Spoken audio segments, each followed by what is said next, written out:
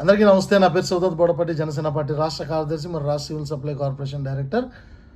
ఈరోజు ఉదయం ఒక సినిమా చూశాను, మధ్యాహ్నం ఒక సినిమా చూశాను. అది మీ అందరితో పంచుకుందాం అని చెప్పి వీడియోలో మాట్లాడుతూ ఉన్నాను. ఉదయం చూసిన సినిమా టైటిల్ ఏంటనంటే శ్రావణన్న తాలింపు, ఐశ్వర్య చెల్లి లాలింపు, జోసఫ్ గాడికి జాడింపు పిఠాపురంలో.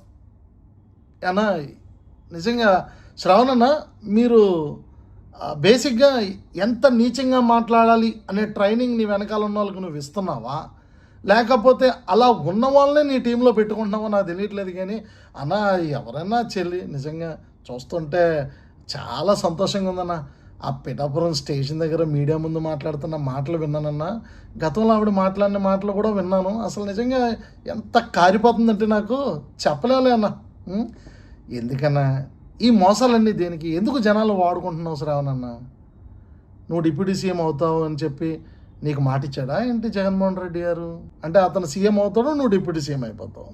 మీరు జనాలను గొర్రెలు చేసి మోసం చేసేస్తారు. వాహ్, ఏం ప్లానింగ్ అండి. రెండో సినిమా మీకు చెప్పాలి, 3 ముగ్గులు క్యాప్షన్, మా దగ్గర అందరూ దొంగలే. జగన్మోహన్ రెడ్డి గారు అసలు నిజంగా ఒక మాస్టర్ ప్లాన్ వేశాడు. 3 ముగ్గులు అంటే ఆయన 3 కులాలని టార్గెట్ చేశాడు. 1 కాపు కులం, 2 ఎస్సీ, 3 కమ్మ కులాన్ని. 3 కులాలని టార్గెట్ చేసిన వ్యక్తి జగన్మోహన్ రెడ్డి.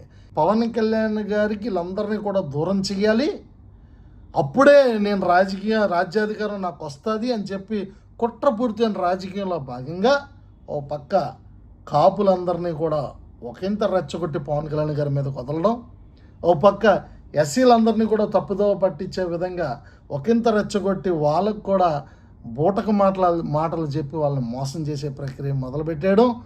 అలాగే ఈయన కమ్మ సమాజ వర్గాన్ని కూడా టార్గెట్ చేస్తూ రకరకాల అంశాల్లో ఆ సమాజ వర్గాన్ని కొంతమందిని తీసుకొని మన ప్రశ్న రావణ్ లాంటి వాళ్ళని జనాల మీదకి వదిలేయడం. ఎంత గేమ్ ప్లాన్ జగన్మోహన్ రెడ్డి గారు నిజంగా చాలా అద్భుతంగా రచించారు. ఈ రోజుతో మీరు ఇంకో క్లారిటీ ఇచ్చేశారు.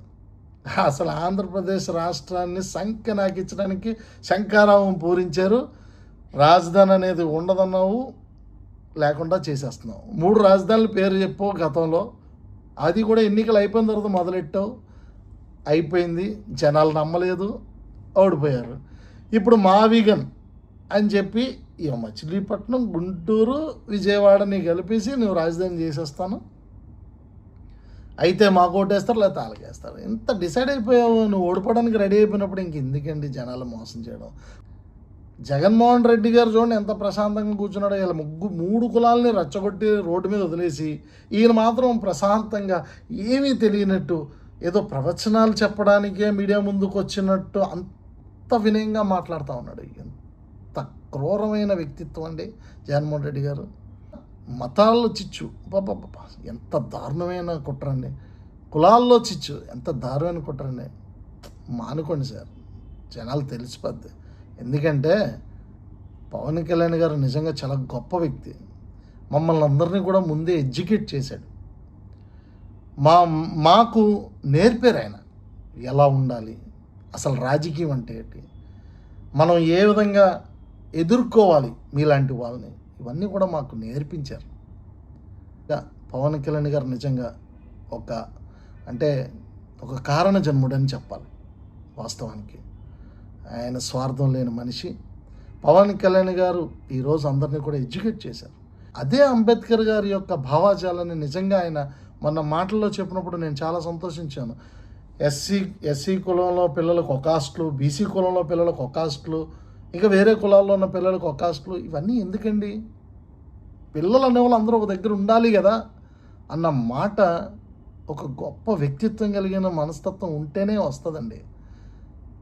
Think about your future, think about future of Andhra Pradesh, think about next generation. నిజంగా be with Pawan Kalyan garu. We are with Janasena, we are for people. Pawan Kalyan garu నిజంగా చాలా అద్భుతంగా ఆంధ్ర రాష్ట్ర భవిష్యత్తు కోసం త్యాగం చేసిన వ్యక్తి. అలాంటి మంచి మనిషిని మీరు టార్గెట్ చేస్తే ఇగో స్టార్ట్ అయింది. ఇక ముందుకి చాలా ఉంటుంది. Just wait and see. Thank you so much.